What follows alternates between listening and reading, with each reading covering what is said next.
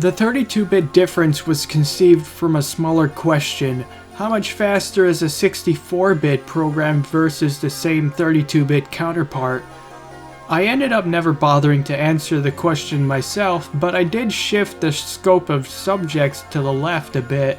What are the advantages of 32-bit operating systems over 16-bit ones? At the same time, I think I began imagining what it would have been like to actually use Windows 95 in 1995. The operating system would have only been available for 4 months by the end of that year, and most software vendors were still taking users of Windows 3.1 into account. From 2012 to 2014, I acquired a couple of obscure videotapes from the Senior Technology series. Yes, these are senior-directed instructional tapes on using computers and connecting to the internet. They are awful. Not only do they not provide enough instructions on the usage of computers to what I think would be appropriate, they use a ton of awkward analogies that the whole video might just come off as downright offensive. Imagine moving the mouse is like moving a claw in a generic arcade machine claw game where you move it around and you pick up a prize, the kind of game that's left at the front of supermarkets. Nonetheless, I got a kick out of the sheer cheesiness of these videos and always wanted to make something like that myself. I wrote a script a long time ago with an over-the-top goofy premise that screams wooden basement, but never did anything with it. 4.5 years later, I came around and made something that's largely the opposite of what I originally intended.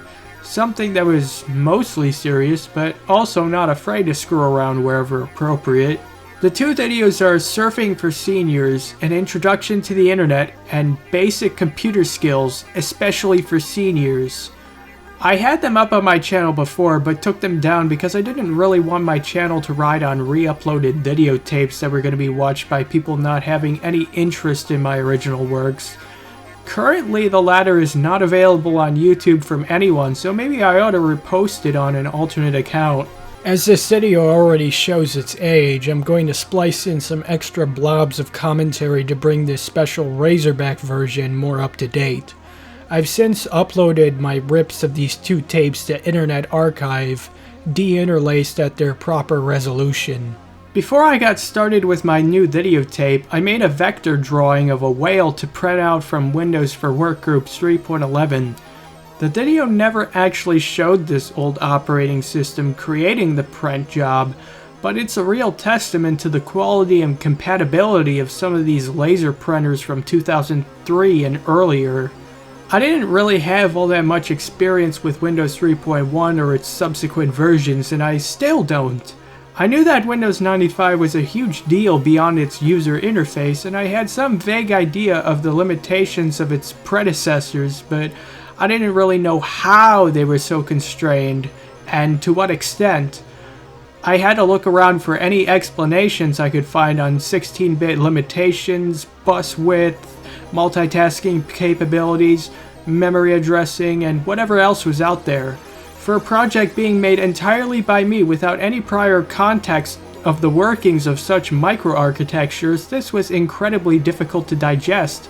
A lot of things were left out, like memory segmentation, and a lot of explanations were simply improvised because I couldn't be confident in the exact information I was provided, always thinking someone would just come up and tell me everything I said is wrong. Some assets were taken from free sources to speed up production, but there's a plentiful that I had to make myself.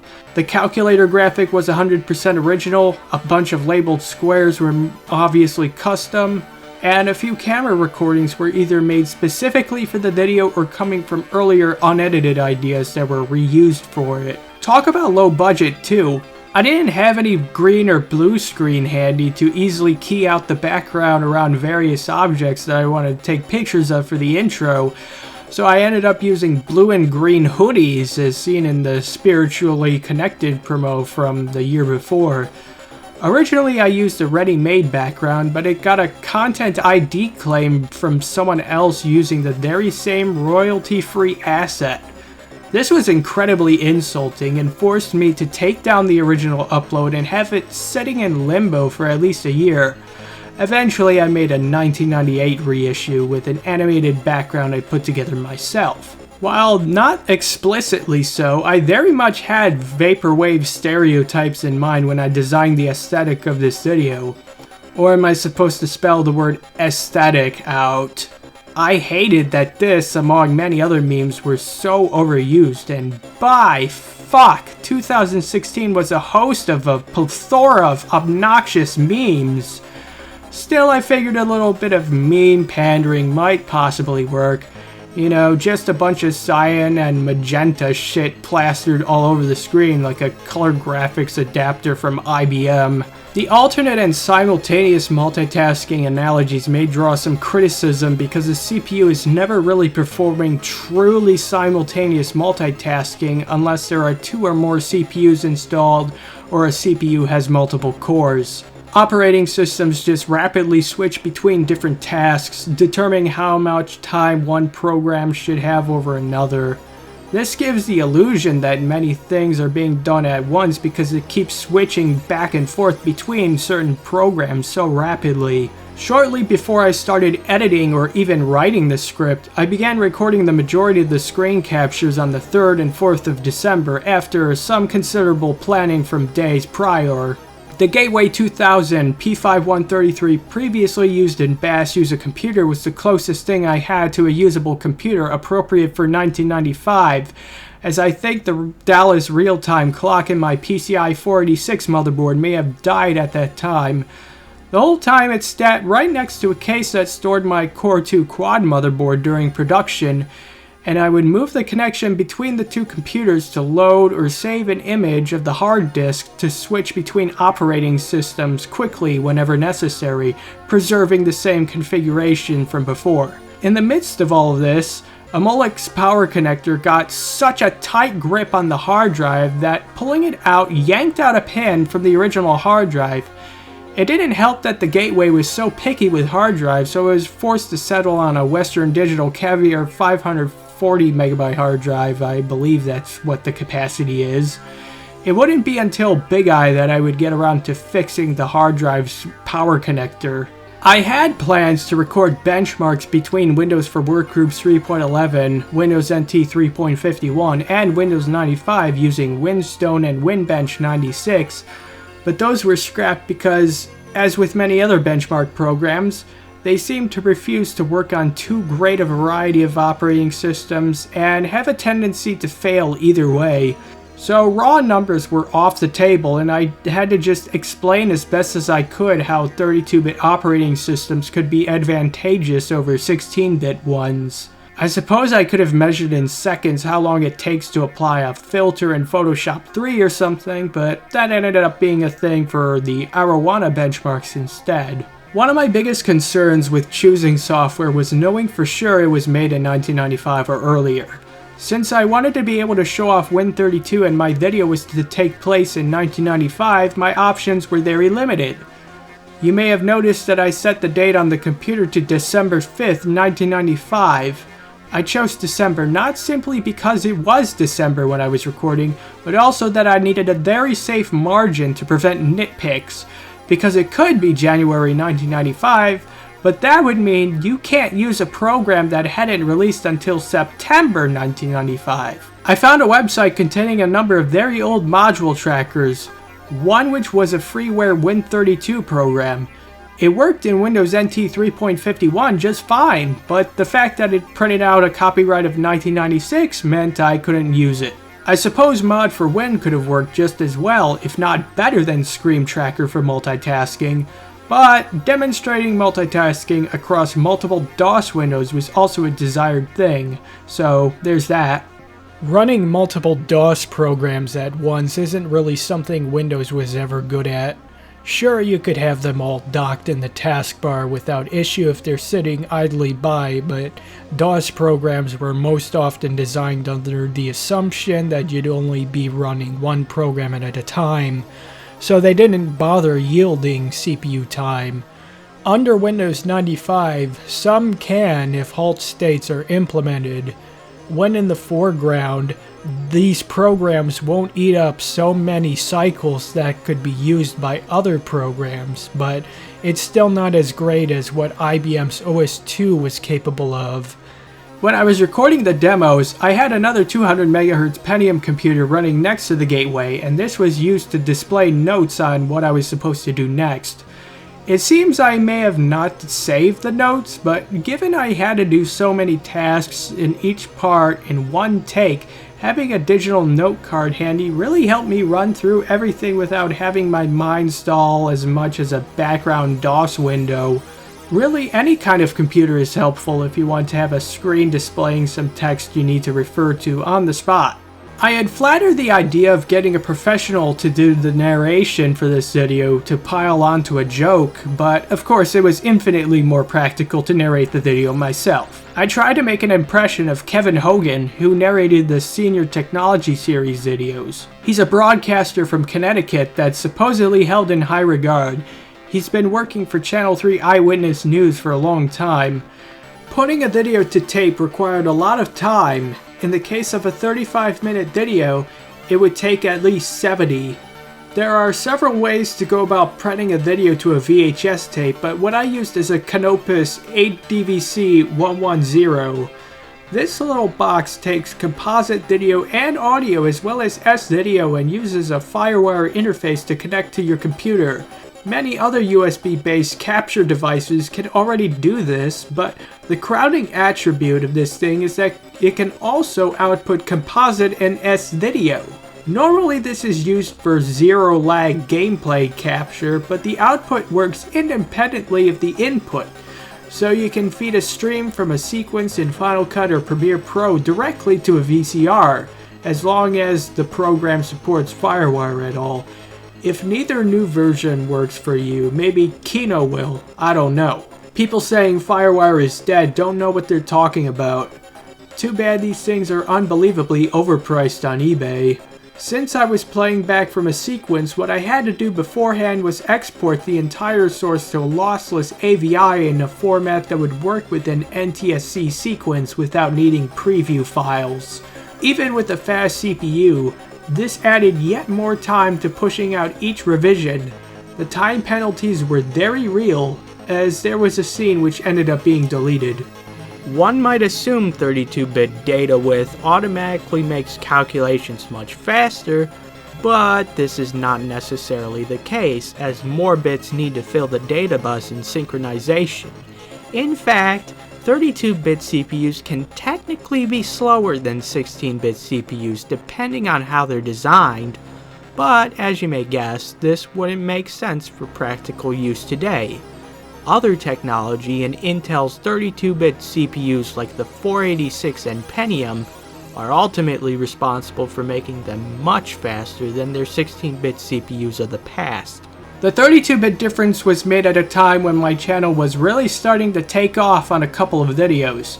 I was approaching 1,000 subscribers rapidly and needed something to really justify the count. While this video garnered wild enthusiasm from those who actually watched it, it never really got off the ground. It was the first sign that YouTube's algorithm is really not your friend. It obviously doesn't care about quality, only what it thinks will get clicks somehow. So instead of YouTube, not talking about you, properly compensating 1 month's worth of effort to encourage me to push myself further, they instead boosted what basically became the source of my headaches as I received pretentious outrage practically every day over some sort of stupid one-off joke. Because of YouTube basically seeing me as something that's supposed to be a machine complying with the demands of kids telling me to make more and more of one thing that's gone stale, like bash use a computer, there has never been a complete JimboVideo since the 32-bit difference. That is bound to change though. Following tomorrow's premiere of the final episode of Big Eye, stay on the look for Project Cisco, an internet guide from 1996.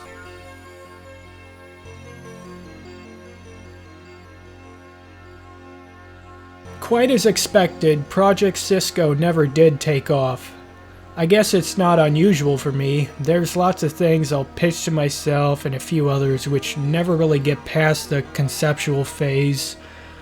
As I became completely disgusted with the landscape of YouTube, I intended for Project Cisco to be my final video to send off what was my channel.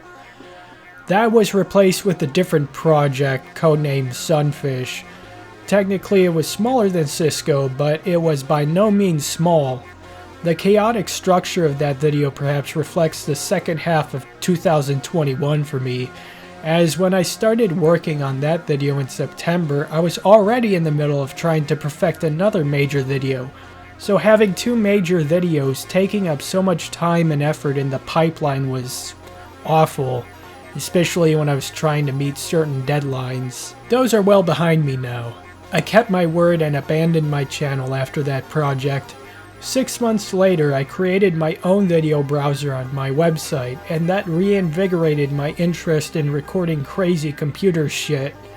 Knowing my flagship series, Hardcore Windows, might be anticipated to arrive here, I didn't want to just make it a straight mirror of the original. I wanted to optimize it and take it above and beyond. With the help of some forgotten ideas and some really old videotapes Blue Horizon digitized, I was able to do just that. By self-hosting videos, it's possible to deliver them exactly how you'd want them without compromise. No painful interface, 480p at 60 frames per second, and perfectly integrated into a website designed with old browsers in mind. As I continued to run this, I realized that I no longer needed YouTube. I kept my channel online to provide a means for others to transition over here, but I figure 1.5 years is enough. I didn't need the platform leeching on me any longer. I've wiped my channel clean and handed it over to a friend of mine. Whatever becomes of it from there, I don't know, and I don't really care. So, the question is, will JimboVideo ever make a return? It's impossible to say if or when that will happen. I've always wanted to push the concept of making a serious professional videotape further, but by design, they shoot so far that it ends up being too much to ask to even get them off the ground. And now that the path for the future has been cleared out for things that matter a lot more, it's hard to justify divesting so many resources into a video on some website. But maybe that time will come around eventually. Who can say? It's 2 years since the second iteration of this commentary video, and in a sudden twist of events, Razorback died. Why? The simple answer is that in spite of the very clear indications that the channel was going to cease operations in favor of maintaining the website, it never gained much traction. It proved itself to be a shining star for many of those who did drop by there regularly, but with it largely getting nowhere otherwise, the surmounting costs of holding so many videos on a leased server at once was becoming a waste. There were, perhaps, other reasons for its termination. As I look back on it, I wonder if I did need a total refresh from scratch. By the start of 2023, Razorback's code had better streamlined the process of submitting content, but it was a very convoluted hack job which involved bash scripts and sending files to the server through SSH. Secure, but messy, and broke easily. But I knew I wanted others to share in the glory of operating an old-fashioned website and make it easier. In response to the state of Twitter, I began work on Quacker, with the idea being to relay an SQLite database between the operator and their server through file transfers, adding new posts that way. It was unintuitive, and so it was scrapped in favor of a project more reminiscent of proper content managers. This one is still being developed, but it's been hell, especially with the necessity of rewriting everything to finally get on board with the object-oriented syntax. I call this project Sardine Engine. The goal here is to replicate the functions of Razorback, only in a much better form, and with superior flexibility. The name was specifically derived from tripod sardine, one of the best bosses from a video game ever. Although you don't see much of him, there's a lot to immediately describe about the mecha fish.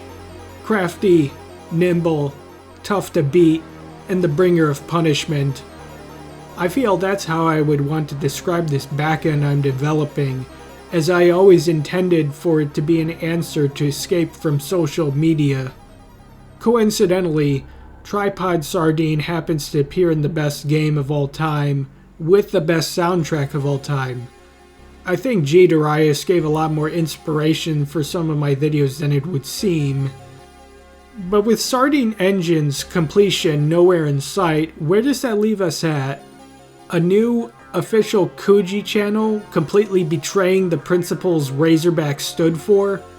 After all I poured into that website, I couldn't fathom such an idea, but my interest in making videos was sort of dissolving, and I was running dry on what to add to the site. So, with the added pressure of beefy server costs becoming too much to bother with, I prepared an exit plan with no fanfare. The intention has been to come out the other end, at least making these videos accessible again, this time in superior formats, making better use of the drastic improvements in computers of late. But I wasn't going to do it myself after having already iterated through over 300 videos in a second pass. So I called up one of my friends with a large commission offer. Many months later, these videos were coming out with very impressive results, but the sheer volume was taking a toll on him. Perhaps my biggest regret with Razorback Legacy is not maintaining contact with him more closely because of me basically trying to withdraw from everything essentially. So, after all that cranking away he did, I decided to take over from there and finish the job.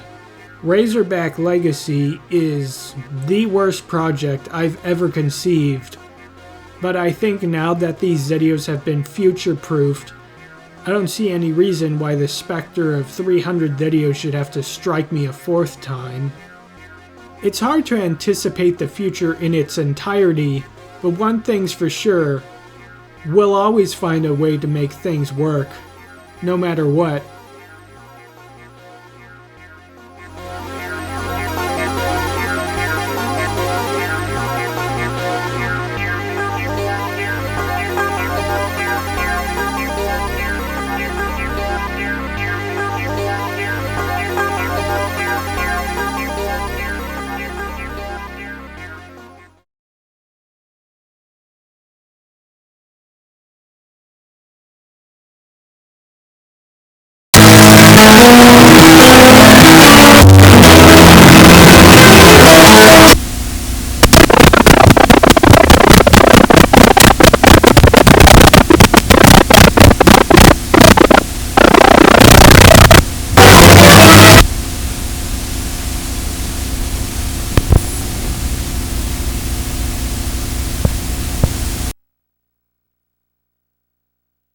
Certain decimal value with each successive